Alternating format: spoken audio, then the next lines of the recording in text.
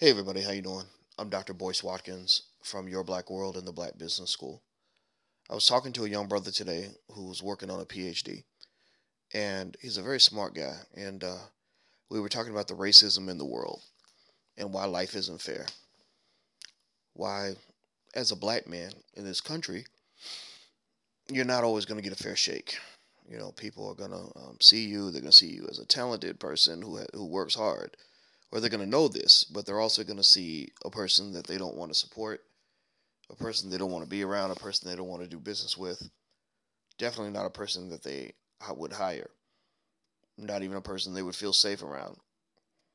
As a black man, you're kind of born in this world with a lot of obstacles placed on your head, a lot of things that seem almost impossible to overcome. But what I want to do is I want to give some encouragement to the young brothers out here and help you understand that for the most part in this country, you've been lied to. Black man, you've been lied to. You've been lied to since the day you were born. You were even lied to by the people who loved you because they were lied to also. As a black man, just like in that old hip hop song where they said that a child is born with no state of mind, when you came into this world with no state of mind, you learned about the world from people around you. You learned about the world from what you saw on TV, what you heard on the radio, what people told you. You learned from your parents. You learned from your friends. You got your self-perception from a few places. You got it from your parents. Maybe if you had two healthy, productive parents, that's a good thing. They gave you some of who you are. If you didn't, you might have had just one parent, with the other parent not available. In that case, you got a perception that was based on what that one parent thought about you. But whoever that parent was, in many cases, they might have also done what my parents did, which, again, they didn't know. My parents were good people, but they send little black boys off to these school systems that are run by white people, that are run like prisons, that are run in a way where they are designed by default for black men to be at the bottom of the barrel. Black boys are placed in special ed more than anybody else. Black boys are put on medication more than anybody else. They literally have systems designed to turn you into a zombie.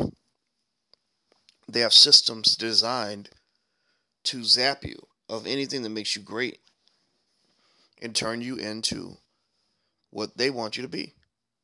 No different from the way a manufacturing process injects a chicken or a cow with steroids or does certain things to the cow to manipulate his brain so that he can eat more food and become fatter for the system so that he can become a better steak. Well, there's an economic system in this country, there's a political system in this country, there's a criminal justice system in this country, and most of these systems make money off of black men and black people. These systems they function because we're trained to think a certain way. We're manufactured in a certain way. You turn on the TV, first thing the TV tells you is that you're an athlete, a rapper, or a thug. You're growing up in the hood. There are no educational economic opportunities, so what's your best opportunity? Well, I'm going to play ball so I can get out of the hood. What made you think that playing ball was going to get you out of the hood? It was what you saw on TV. It was the systems in your community, the system where the only organized function in the city or in your neighborhood was a little league basketball, little league football team. Everything else was chaotic. School system wasn't teaching you nothing. They're putting you on drugs. They're telling you that you're stupid. They're putting you in special education so you can't compete in this society. Black man, you've been lied to. You've been shaped. You've been turned into whatever they wanted you to be. Chances are. Some of you were able to escape. Some of you were strong enough and smart enough to reclaim your own self-identity. But many of us have our greatness zapped away from us at an early age. Even everything that I am right now as a human being. I can remember when those things were zapped away from me, when they were trying to take those things away from me, when systems were in place around me that were not in any way designed to find that greatness and nurture it and develop it. You see, greatness and talent and ability has to be nurtured. And so if you're not in an environment that can identify that greatness and nurture it, it's almost like having a disease and being around doctors who don't know how to identify the disease and don't know how to treat it.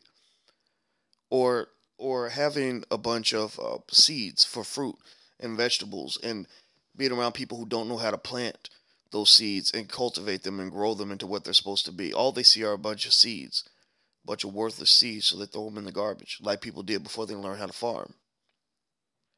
That's where we are. That's where we are as black men. And what I want to encourage you to understand is that one of the other things you were lied to about is you were lied into believing that this world gives a damn about you.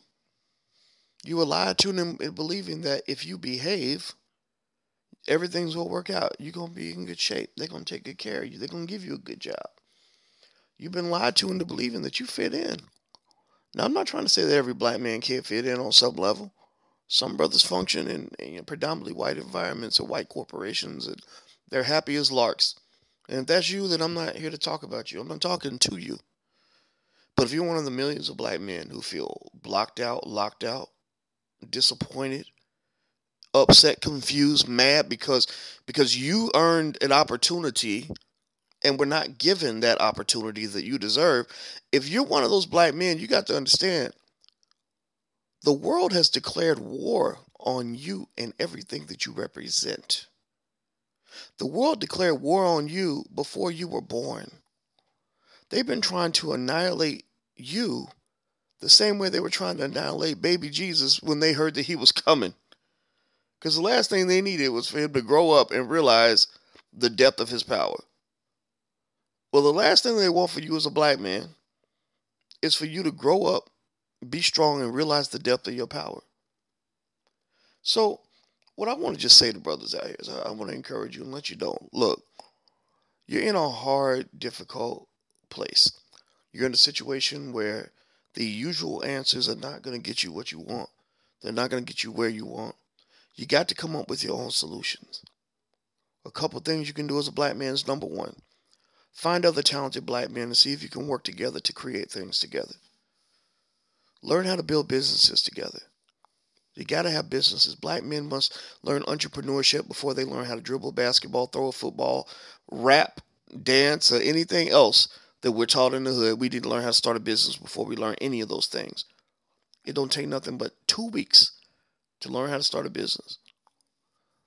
Create your own. Take pride in building something that's yours. Black men, if we want to be kings, you will not be king of somebody else's castle. That castle was not built for you to be the king. That castle was built for you to be the help. Understand that. If you want to be a king in this world as a black man, you got to build your own castle. How many black men do you see building their own castles? Not many. Because many of us are taught to just jump into this economic system as subordinates, to get our balls cut off.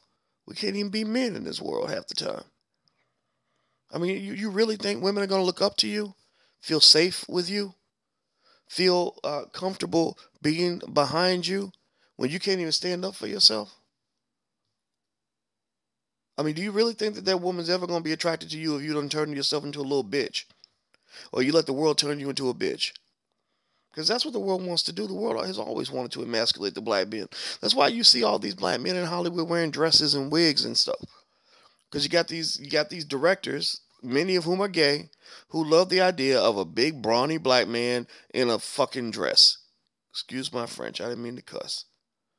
But that's the honest to God truth. These people are crazy.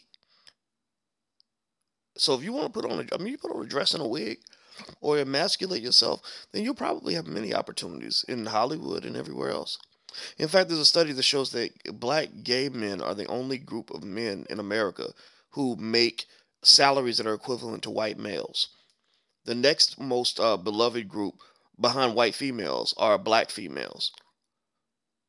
This all goes back to the plantation. It's all about who the master thinks he can have sex with. Period. Well, you know what? If you're a strong, masculine black man, he's going to immediately see you as competition. He's going to immediately see you as a threat.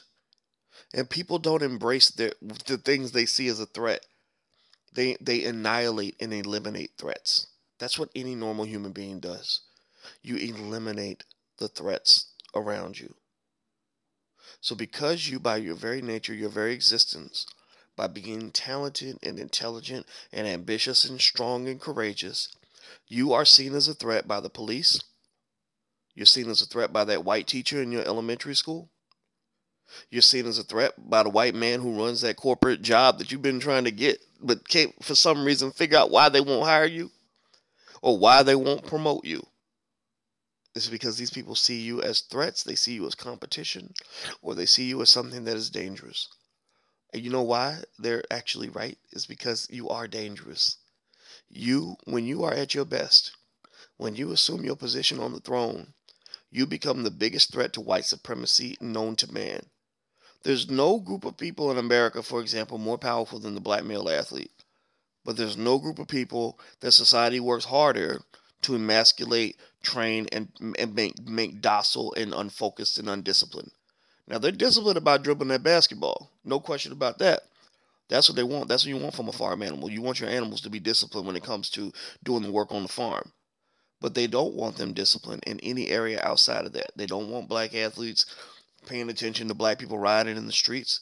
They don't want black athletes supporting black businesses. They don't want black athletes working together to make political statements. They don't want black athletes who are intellectual. If you don't believe me, go check Myron Rolle. Myron Rolle from Florida State University, who was an athlete, an extraordinary athlete, All-American defensive back, who also happened to be a Rhodes Scholar. Well, the NFL Combines were not interested in him. I mean, you would think you'd want a smart, talented athlete. He can learn all the plays. He can figure out the defensive schemes. He can do all of that. But no, they didn't want that because they didn't think he was serious enough. They didn't think he was devoted enough. So, all I will say is this. You got to learn to love yourself. As a black man, you have to learn to love each other. We have to learn to build together. We must understand that just because something does not exist does not mean that you need to wait for a white man to build it for you and invite you in the house. You go build it yourself. You learn how to build it yourself. You learn how to build. That's what men do. So that's all I want to say. As a black man, you've been lied to your whole life. Well, it's time to start telling the truth. I'm about to get out of here. I'm Dr. Boyce Watkins from Your Black World and the Black Business School. And don't forget, I'm on tour right now. You can find out the cities that we're going to. We're going to a lot of cities, and I'd love to meet you in person. You can find out more at thedrboycewatkinstour.com. That's thedrboycewatkinstour.com. We're coming to Chicago, Houston, Baltimore next, and we've got a lot of other cities on the map. So take care, guys, and I'll talk to you soon. Love you. Peace.